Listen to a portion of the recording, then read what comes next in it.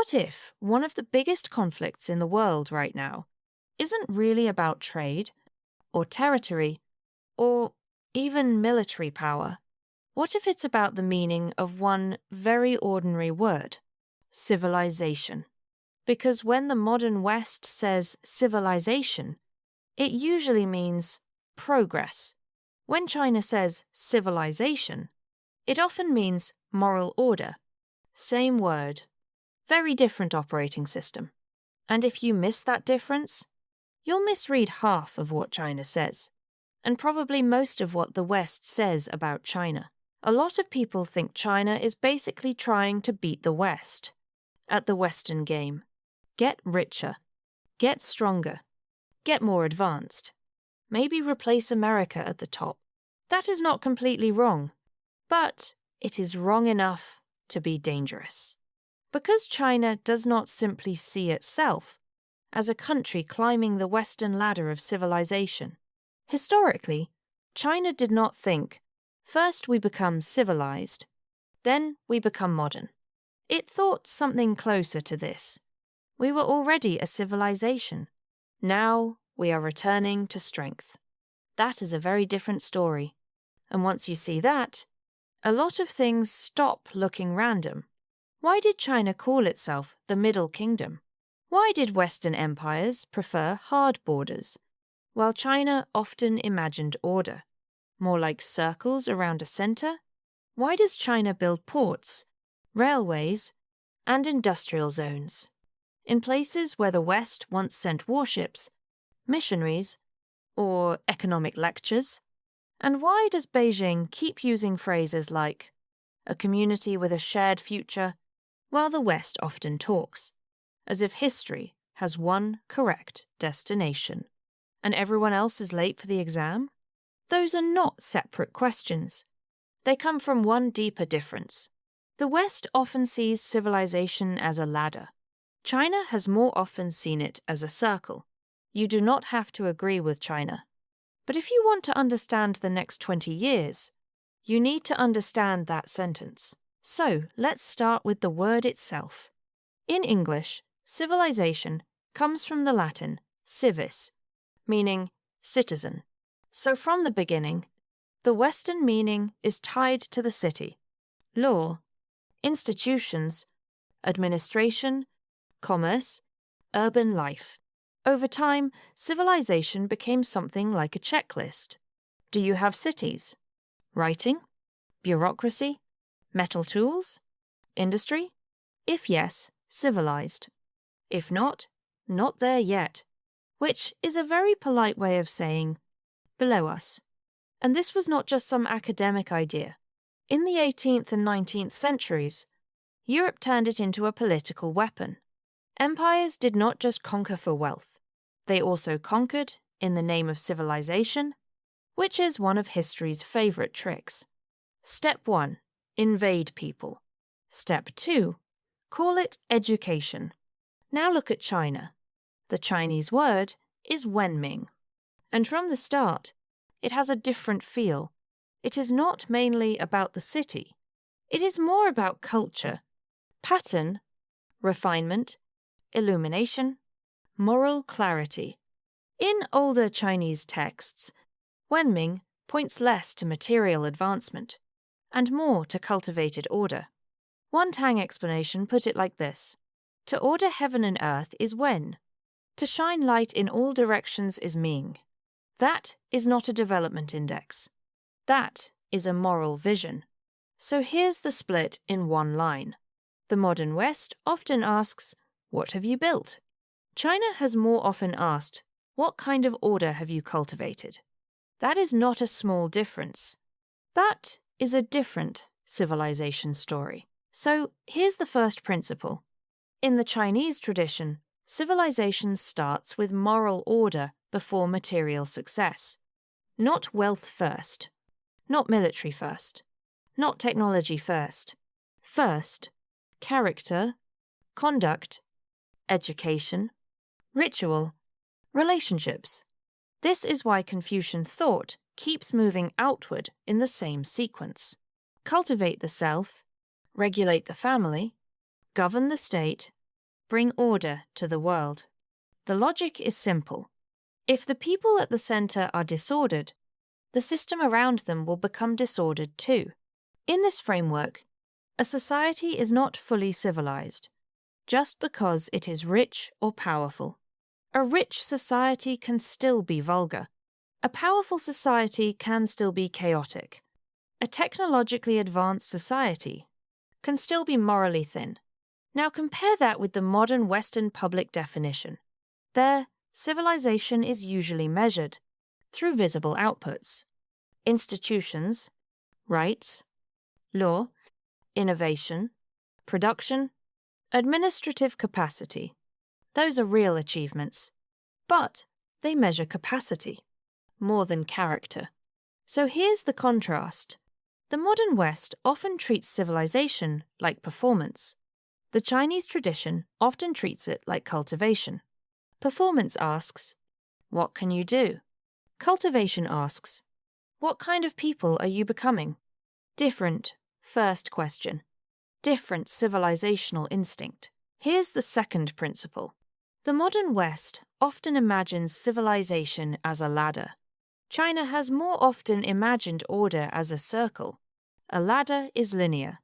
Up, forward, more advanced, less advanced. This model gave the world a lot. Modern science, industrial power, bureaucratic efficiency, technological acceleration. It also gave the world a really persistent bad habit. Someone always gets to stand at the top and explain why everyone else is behind. Very objective, very humble, very European, at least for a while. Chinese thought often worked with a different rhythm. Not that history never changes, not that everything just repeats forever. More like this: order breaks, order is restored, balance is lost, balance is rebuilt. Confucius was not selling disruption. He was not saying, burn the old world and trust the future. He was saying, we had order, we lost it, let's recover it. That creates a very different instinct. A ladder asks, who is ahead? A circle asks, what keeps the whole together? Now, quick reality check. Traditional Chinese order was not egalitarian. It had hierarchy, ranks, a center. So yes, hierarchy was still there. It just dressed better. But the ideal image was usually not endless upward competition. It was stable relationship. This is where a Neo-Confucian phrase helps. Li Fen Shu. One principle. Many expressions. One underlying order. Different forms. So difference does not automatically mean disorder. And that still matters now, because the ladder wants convergence. The circle wants connection. Here's the third principle. Traditional Chinese order often tried to transform outsiders, not just defeat them. Now, let's not romanticize this. China fought wars, used force, absorbed peoples, pressured frontiers, welcome to empire. Nobody gets a halo. But the logic was still different. One old phrase was 以下变夷. Roughly, it means transform the outsider through the civilizational center. Yes, that sounds hierarchical, because it is. But notice the model. The outsider is not always imagined as permanently outside. The idea is, bring them into the order, teach the codes, absorb them into the center. A classic example is the Northern Wei dynasty. Its rulers came from the Xianbei, not the Han Chinese core. After conquering northern China, Emperor Xiaowen pushed reforms. Chinese language, Chinese dress, a move to Luoyang, intermarriage, deeper integration into Chinese institutions. From one angle, yes, that is assimilation pressure. From another, it reveals something important. To rule China durably, you often had to enter the civilization, not just dominate it from outside. And this was not one way. The so-called outsiders changed China too. So what you get is not purity. It is fusion inside a shared civilizational framework. So here's the contrast. Western Empire often kept ruler and ruled, more sharply separate. Chinese Empire often tried to pull the outsider into the order. On Chinese terms, of course. Different method. Same human appetite for power. Just organized differently. Here's the fourth principle. Harmony is one of the highest Chinese political ideals, and almost everyone misunderstands it. Harmony does not mean everybody agrees.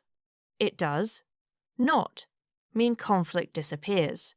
And it definitely does not mean power goes on vacation. Harmony means difference does not have to destroy the whole. That is a very different instinct from a lot of modern Western political thinking. Modern Western systems usually assume conflict is normal. You have competing interests, competing rights, competing truth claims. So you build institutions to regulate conflict. That makes sense. Chinese political thought, especially under Confucian influence, often asks a slightly different question. How do you stop conflict from tearing the order apart in the first place? That is where ideas like Tian Ren He Yi come in. The world is not imagined as isolated units bouncing off each other forever. It is imagined as an interrelated order. Everything affects everything else. That kind of thinking can support patience, long-term planning, social cohesion. It can also be used to silence dissent in the name of unity, which, conveniently, happens a lot in history. So no, harmony is not automatically good. But it is also not empty propaganda. It is a real civilizational ideal. And if your ideal is harmony, your politics will not look the same, as a system built mainly around competition and procedural rules. The Western instinct is often regulate conflict. The Chinese instinct is often preserve the whole. That difference is still alive. Now here's the part most people miss. These old ideas are not sitting in a museum. They still shape how China explains itself now. Not perfectly, not purely, and definitely not innocently. Modern China is a modern state.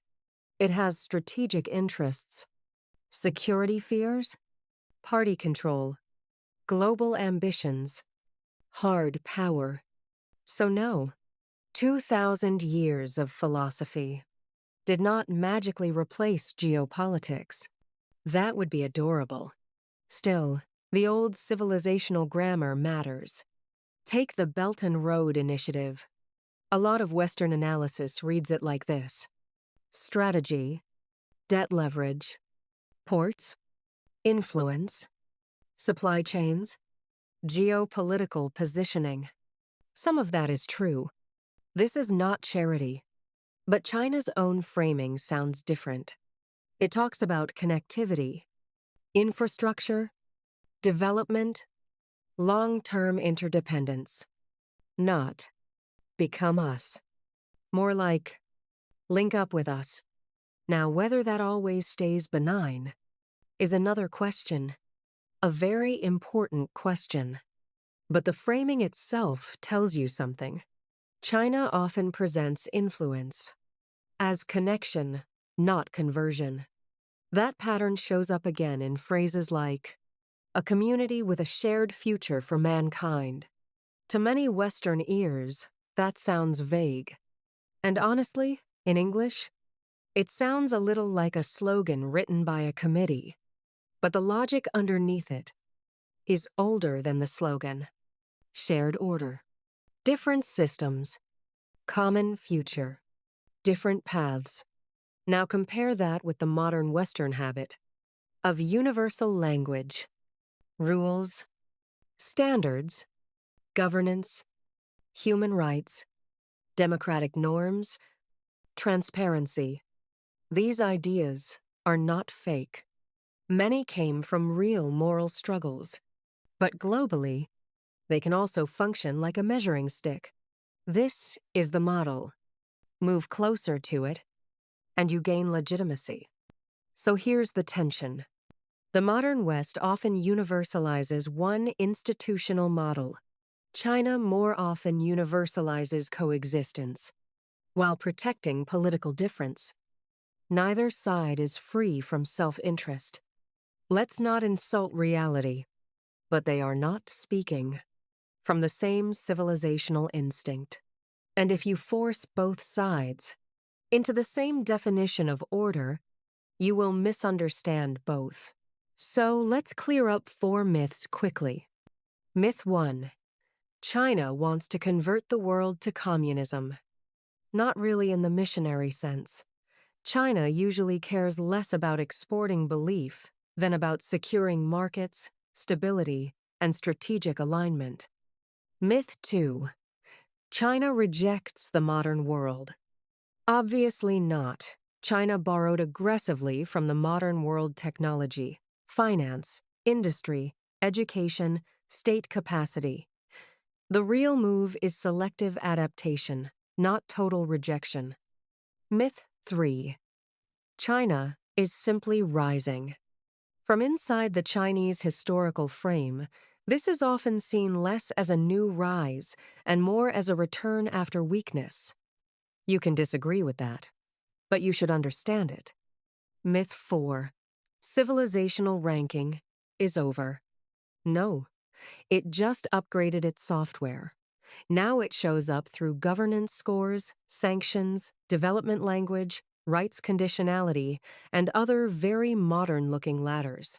So here's the real takeaway. When much of the modern West says civilization, it usually means institutions, development, law, progress, universal standards.